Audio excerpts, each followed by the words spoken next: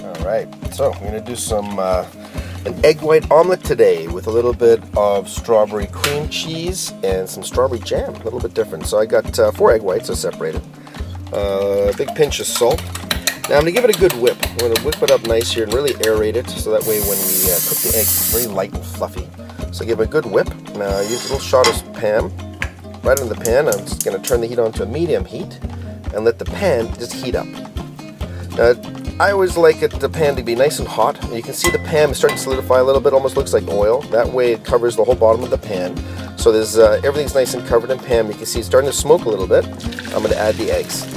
They go right in, and you can just hear the sizzling and see on the side here where they cook right up like that. You can see that's from aerating it really nicely and whipping it. It's nice and light and fluffy. So I take my spatula and just move it around, almost like making scrambled eggs, but just nice and gently, and this is going to help cook it a bit faster.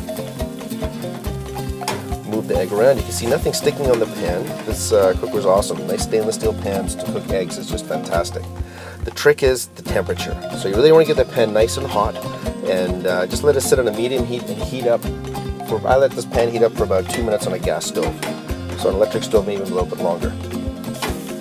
So I'm just moving the egg around and move the egg white to the other side. So I'm just going to cook this. Then what I'm going to do is I'm going to flip it over, and then we're just going to add a bit of strawberry cream cheese and a bit of jam, and serve it with some toasted raisin bread. And that's going to be a quick breakfast for this morning.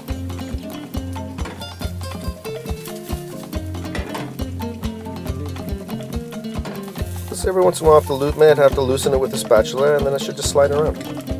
Now I'm going to give it a flip. Now when you flip it, you don't want to move the egg right after you flipped it.